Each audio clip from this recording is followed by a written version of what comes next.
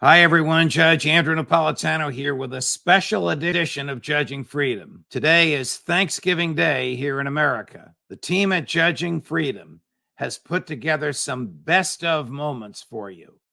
I hope you enjoy all these best of Judging Freedom moments. You cannot be part of this administration, part of the war fever that they've created, unless you push the believe button. I believe in the inevitable victory. It's coming, I believe. And if you walk in and you talk sensibly, say that's utterly ridiculous, that's no chance of ever happening, then you're going to be thrown out of the meeting. It's the same reason why many good, solid intelligence estimates that tell people the truth about what's really happening in Ukraine, on the ground, and in Russia never reached the top. Let me ask you this. Does the American intelligence community spy on the president? When Joe and Jill are talking about where are his slippers when he gets up in the morning or when he goes to bed at night, does the American intelligence community hear that? I would have to suspect they might. That's as far as I can go. If they do, then they must have an opinion on the president's mental status, and they must have passed that opinion on to whoever briefs the president on national security issues. No? Well, no, that's a different issue. I believe, I've known some people who were actual presidential briefers, and they certainly formed a judgment on the intelligence or the interest of the people that they were briefing. And going back as far as Bill Clinton, who actually would not even talk to his counterpart at the CIA. We also had people like George Bush, who had his own team that basically ignored what the CIA was saying. I would think that this was also true of Donald Trump, who clearly was listening to some people that were providing him with insights. But the fact is, I'm sure they produce judgments, the CIA people, when they get into the White House and talk to the president, and I'm sure they pass this on. When you say George Bush had his own team, to which George Bush are you referring, the father or the son? The son. The son had the neocons in every conceivable position in his administration, many of them in the Pentagon, but also in the White House. Probably all loyal to, acolytes of, and reporting to Dick Cheney. Some of them were, that's certain, but they had their own structures too. They certainly had friends in a lot of the think tanks in Washington and also in the media. We had to retreat.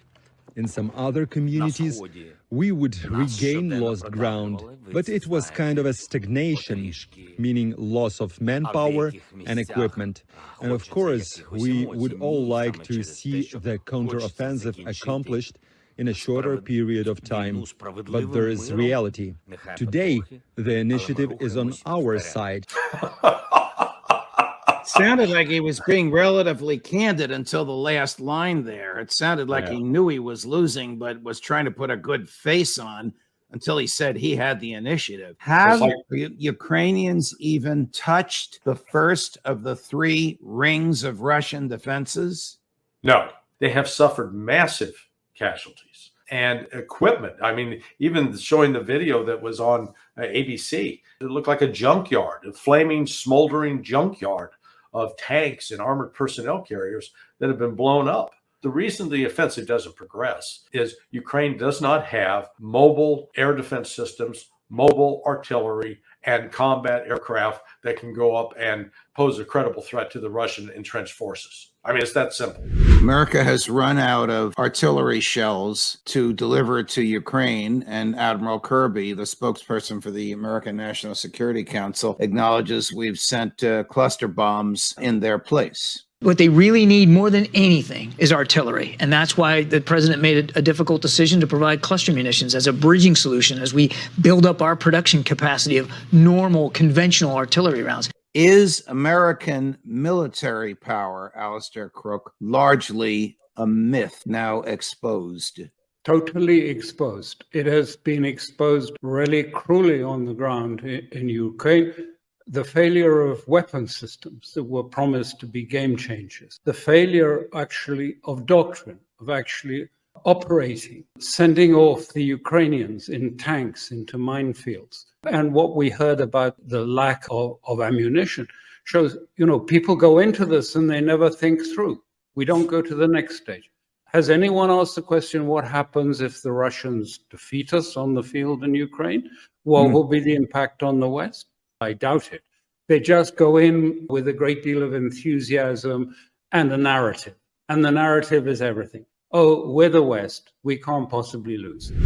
So they've adapted, I think, impressively. Again, he lives in Fantasyland, Petraeus Fantasyland. I think we need to just be straight on the record here, and I hope, General Petraeus, you're listening.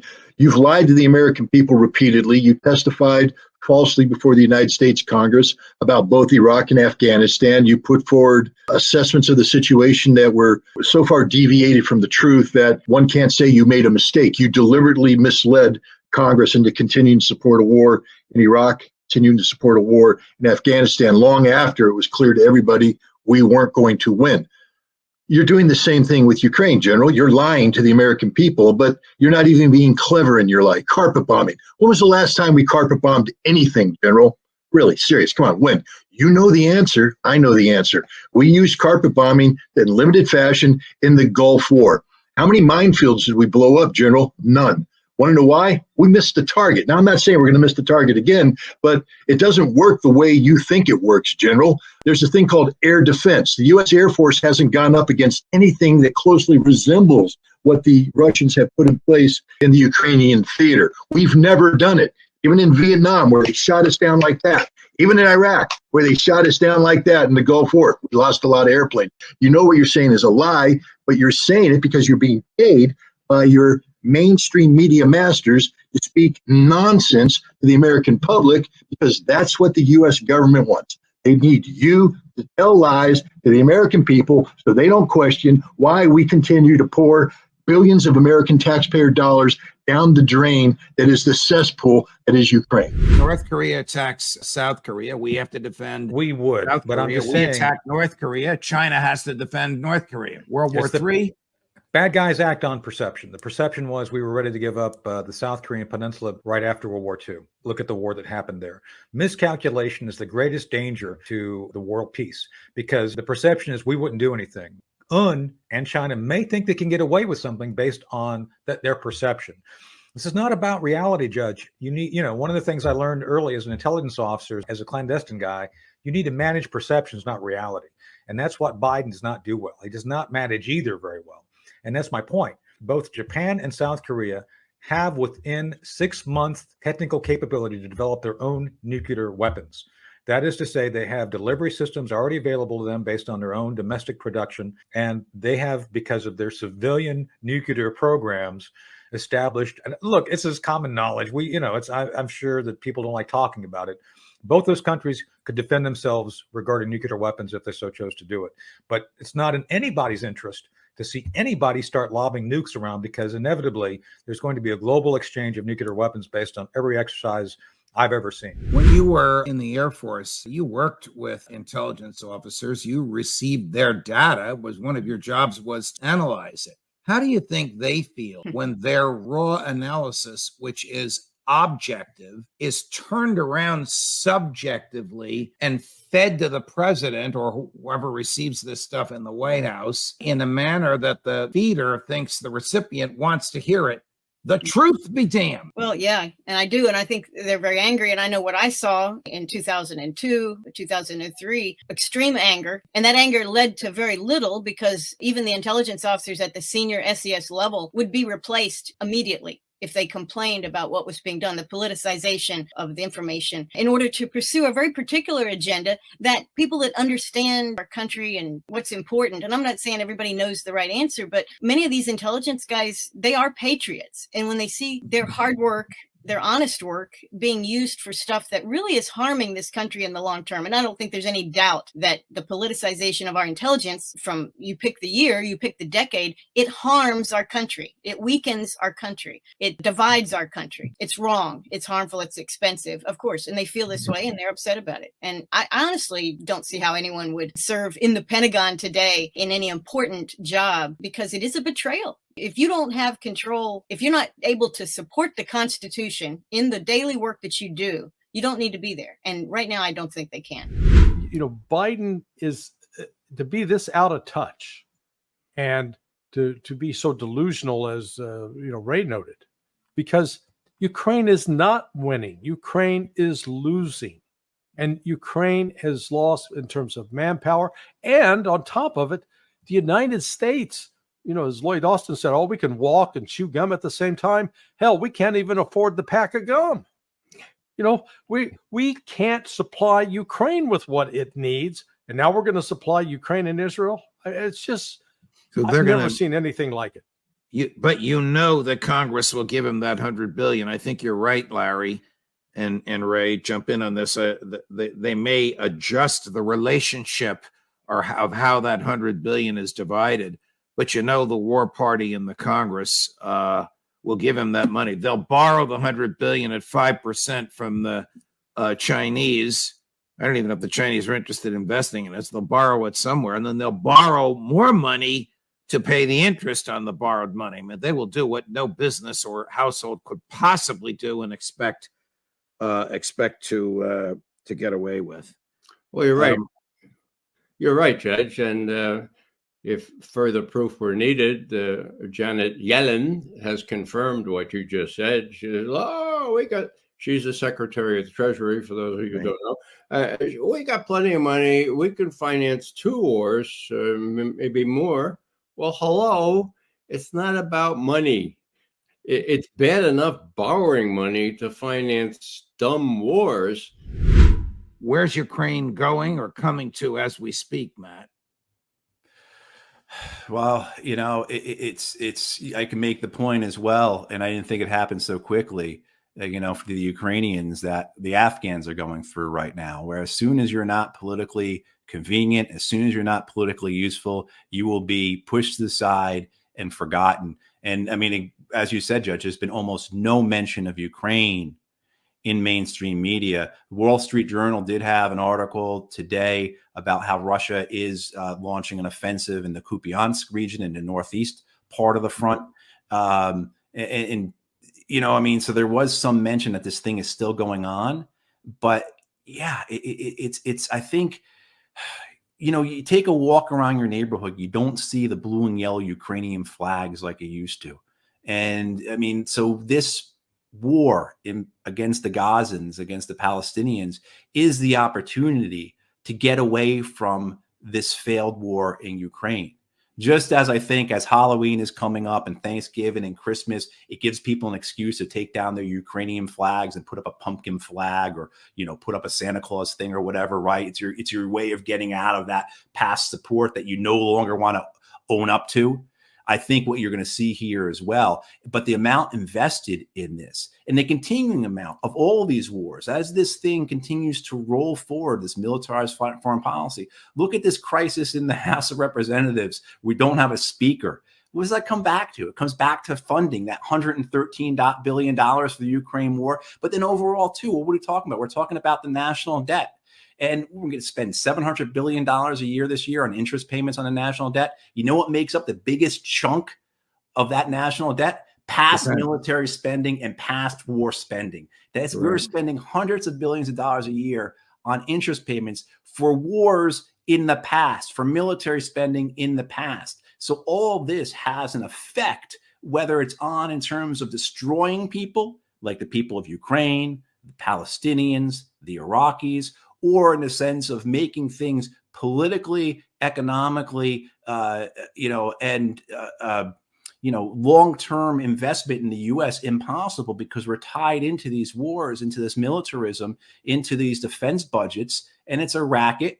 Joe Biden can beat his chest and do his best impression of how, he is the second coming of Franklin D. Roosevelt or Churchill or whoever he wants to be, but this is what the rest of us have to live with, are the consequences of these failed wars and these trillions of dollars in military spending, which has delivered nothing except death and destruction for those overseas, a lot of pain for a lot of veterans and their families in this country, and of course, an economy that has been completely hollowed out. Elon Musk announced that he's returning former President Donald Trump to Twitter. Hooray for freedom of speech. But he's not returning Alex Jones. Okay, there's a disconnect here. have written extensively on Alex Jones and the freedom of speech, and I have argued that whatever he said about the Sandy Hook massacre, and he denied that it happened and accused the participants of being actors, was a political opinion about a matter of public interest, and therefore it was absolutely protected speech. The judges in Connecticut disagreed with me. They said that what he said was so absurd, it was a non-opinion, and therefore it was not protected. The government is not in a position to decide when an opinion is absurd. The listeners are. You don't like an opinion, you ignore it or you challenge it, but you don't silence it. That's the whole purpose of the First Amendment. And as far as what the judge in Connecticut said, the fact that she characterized it as absurd means it's an opinion. I mean, suppose Alex Jones says George Washington is still the president of the United States. Everyone knows that's not true, but that's an opinion, and you can't be punished for it. Mr. Musk, reconsider this. Putin is only deploying 20% of his regular army. Why is he calling up reservists? Why doesn't he go deeper into the regular army? People that are already trained. Well, there's a very good answer for that. Putin no longer believes that he has potential to reach an agreement with the West. He knows that Washington is ultimately in charge. He sees no evidence that Washington, under any circumstances, will negotiate any sort of ceasefire arrangement, let alone an agreement on Ukrainian territory with Moscow. So, number one, no more negotiated agreement is in sight. Secondly, the frustration in the Russian people. The Russian people were very surprised, as I was and many others, frankly, that watched the initial operation unfold, that he did not go in with a sledgehammer, which was the traditional Russian method, frankly, and was so meticulous in his avoidance of civilian damage and infrastructure damage. So I think those two things have caught up, and he's finally said, well, that's over. So he's brought in reservists to relieve Russian forces elsewhere in Russia, and they are now pouring in to Belarusia. The rail yards in Minsk are full. You have thousands of trains pulling into the western railheads in southern Russia. Now, I don't know how many troops that amounts to. If we say there are 200 or 300,000 more troops now entering the theater, we have to assume that probably half of them or a little less are combat and the other half are support troops. But that still means that the Ukrainians would now have to deal with an additional 150 to 200,000 combat troops. That seems to be in the offing. Now, it'll take time to assemble all of that, but that's what the reservists have enabled. They're replacing Russian troops in eastern Siberia and northern Russia. Your time with Reagan's people. Do you tell the president what you think he wants to hear, or you tell him what the analyzed raw data is revealing, whether it's pleasing to his ears or not? Whatever you did for 4 years, so you must have done it successfully. It was a really interesting time because Gorbachev came into the forefront, and the question was, is this guy the real deal? Look what he's doing. He's criticizing the party. He's removing people. Now, the people that I worked with, these people said, look, he's the real deal. And I looked at stuff. It looks like the real deal. My boss, Bill Casey, and Bobby Gates, no, he's just a more clever commie. He's a clever commie. Don't be taken in. And that's what they told Reagan. But George Shultz developed gradual empathy with not only Mikhail Gorbachev, but a good relationship with Reagan. He and Vice President Bush, all of these people were among the people I briefed every other morning. They prevailed. And when Ronald Reagan met Mikhail Gorbachev, there was electricity there. And God, when I remember it, in Reykjavik, Gorbachev said, look, let's get rid of all nuclear weapons. And Reagan went back to his coterie and said, he seems sincere. He talks about verification. What do you think? And they told him, but Mr. Reagan, Mr. President, you wouldn't be able to get your foolproof strategic defense initiative where we could put anti-ballistic missiles all around the country and nothing could get through. It was a sham for the word go. It was to give work to these very, very rich and very fruitful and domineering defense-related companies. It never would work, but Reagan had the realist fancy that, well, maybe it could work. So he was persuaded to say, no, Mikhail, that's too far. We want to do this anti-ballistic missile system. Now, of course, we've sunk trillions of money in that. How much longer do you think the violence, the bloodshed, the war will go on? Oh, Judge, I really don't know. I honestly, I'm just beside myself. I can't believe that there is a single priority on this planet for all 8 billion of us Earthlings above this issue. We should be all chanting at once. We demand a ceasefire. right now, the fact that this firefight has been allowed to continue right on Russia's western border in Europe like this, with all of the potential consequences of thermonuclear war being escalated, as we all know, is just sick and insane and intolerable. It should be the absolute highest priority of every libertarian, every conservative, every populist, every liberal, every progressive, every leftist, everyone in this country who's not getting Lockheed dividend checks in the mail.